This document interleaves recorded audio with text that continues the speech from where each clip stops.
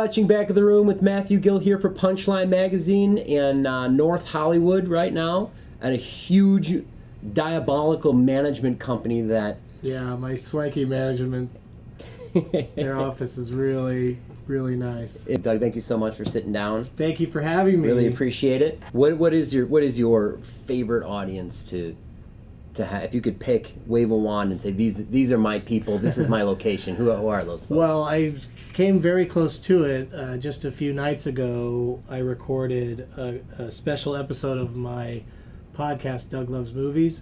We recorded it at a comedy club in Bellevue, Washington called Parlor Live.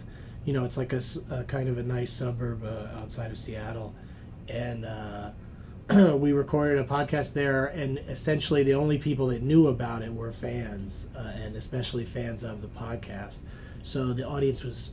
I tell people when I tape my podcast, if you come to the show, you should wear a name tag, because people who wear name tags, it's easier for me to see what their name is and pick them to win prizes that I give away to some of the audience members.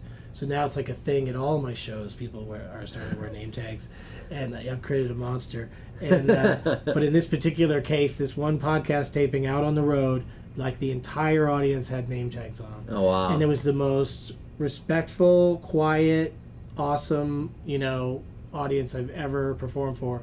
And they loved it, and we loved doing it. Like, it was fun for everybody. Yeah, it was like a super fun night. It should be more like movies. Like, you do a little research before you pick a movie, even if it's saying to the person in the box office, which one of these is good. Yeah, it's a good point. But with stand-up comedy, people just go, let's go on October 12th. Right. And, they do no research into who's going to be there. What's the strangest experience you've had on the road? There was a Thursday night show and then an early Friday night show. But then I got the late Friday crowd in this club in Leicester Square in London, where they don't have table service because everyone just buys beers from the bar. Right. But they buy a lot of beer. They show up to drink beer, and then there's the show going. Yeah, show breaks out. And especially the late show. Yeah. The crowd, like, just a couple minutes into my act, maybe they smelled fear, because I certainly, even though I'd already had 2 good shows, I know how this business works, and they just turned on me and just started chanting as a group, "Get off, get off." Oh my God. And I just stood there and just held my ground and just yelled insults at everybody and just screamed at them for the whole time. I mean, you went farther than Guns N' Roses would. Axl Rose would have threw that microphone down and walked. Man. Well, I've done that too. There's been a couple of shows where the audience is just so ornery and boisterous that, like, just a few minutes into it, because I watched the other acts, and I could see, oh, this audience isn't paying attention to anybody. Yeah. Well, maybe that'll be different when I get there. When I get up there and, like, 2 minutes into it, I'm like, oh, these people suck. And the really fun thing to do, if you're gonna... New comics, if you're gonna walk off at a show, don't put the mic back in the stand and walk off. Drop it. You got to make that clunk sound with the microphone as you're exiting. Hey, so we're gonna move on to a Twitter question for Doug Benson. If you have a Twitter question for a comic, hit me up on Twitter, Matthew Gill LA. Doug, here's your Twitter question. Can't wait. What is your favorite form or your favorite technique for smoking pot?